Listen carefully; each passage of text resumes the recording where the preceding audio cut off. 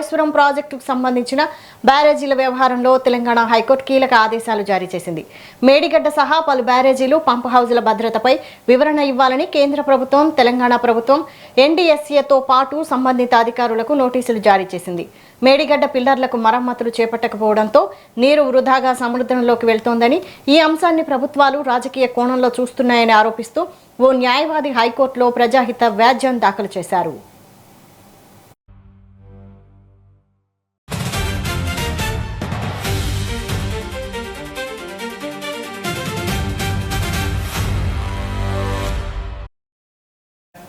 దీనిపై full details మా bureau chief Shekhar live లో అందిస్తారు. శేఖర్.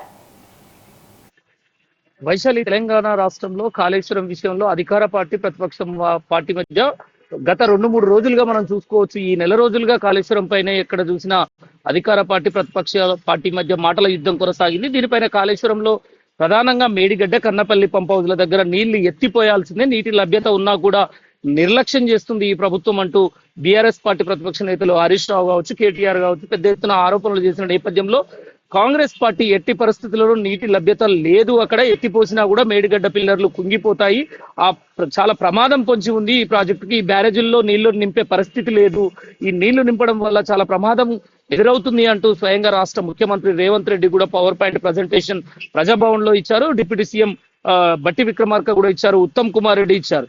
ఈ నేపథ్యంలో ఒక అడ్వకేట్, న్యాయవాది శరత్ అనే న్యాయవాది హైకోర్టుకు వెళ్లారు. ఇదే అంశం పైన ఎందుకు నీళ్లున్నా కూడా ఎందుకు పంపులు ఆన్ చేయట్లేదు, ఎందుకు ఎత్తిపోయడం లేదు అంటూ ప్రజావాజ్యాన్ని తను దాఖలు చేశారు హైకోర్టులో.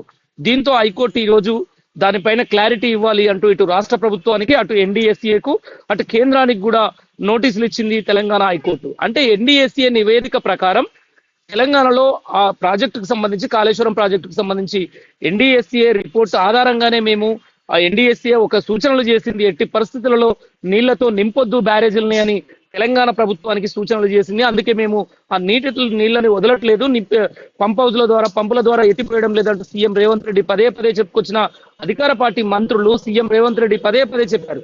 కానీ ఈ నేపథ్యంలో హరీష్ రావు మాట్లాడుతూ ఖచ్చితంగా నీళ్లు లభ్యత ఉంది, అక్కడ ఖచ్చితంగా కన్నపల్లి పంపుల దగ్గర పంపులు ఆన్ చేయాల్సిందే, నీళ్ళని ఎత్తిపోయాల్సిందే, రైతులకు ఇబ్బంది జరుగుతుంది, ఎల్నినో ఎఫెక్ట్ ఉండడం వల్ల రైతులు తీవ్ర ఇబ్బందులు పడుతున్నారు, వర్షాభావం లేదు, వర్షాకాలం వచ్చిన వర్షాలు లేని నేపథ్యంలో రైతుల పంటలకు తీవ్ర ఇబ్బందులు ఎదురయ్యే పరిస్థితుల్లో ఖచ్చితంగా ఎత్తిపోయాల్సిందే అంటూ మరోపక్క ప్రతిపక్ష పార్టీ బీఆర్ఎస్ పార్టీ రోజు ఇదే అంశం పైన మాట్లాడుతున్న నేపథ్యంలో ఎన్డీఎస్ఏ వద్దన్నదంటూ ప్రభుత్వం చెప్తున్నది. ఈ నేపథ్యంలోనే శరత్ అనే న్యాయవాది ప్రజావాజ్యం దాఖలు చేయడంతో మొత్తానికి హైకోర్టు మాత్రం ఇటు ప్రభుత్వానికి, అటు తెలంగాణ ప్రభుత్వానికి, ఎన్డీఎస్ఏ కూడా నోటీసులు ఇచ్చింది. దీంతో వివరణ ఇవ్వాలి, ఎట్టి పరిస్థితుల్లో మేడిగడ్డ విషయంలో బ్యారేజీలలో నీళ్లు నింపితే ఏమవుతుంది, ఆ మరమ్మతులు ఎందుకు చేపట్టలేదు, ఆ కన్నెపల్లి పంప్ హౌస్ దగ్గర ఎందుకు నీటి లభ్యత ఉన్నా ఎందుకు ఎత్తిపోయడం లేదు, ఇలా అనేక అంశాలపైన వివరణ ఇవ్వాల్సిందిగా హైకోర్టు నోటీసులు ఇచ్చింది. రాష్ట్ర వ్యాప్తంగా మరి ఈ కాళేశ్వరం విషయంలో, కాళేశ్వరం నీటి లభ్యత విషయంలో కూడా మేడిగడ్డ కుంగిన పిల్లర్ల అంశం కావచ్చు, కన్నపల్లి పంపు హౌస్ విషయం కావచ్చు, ఇలా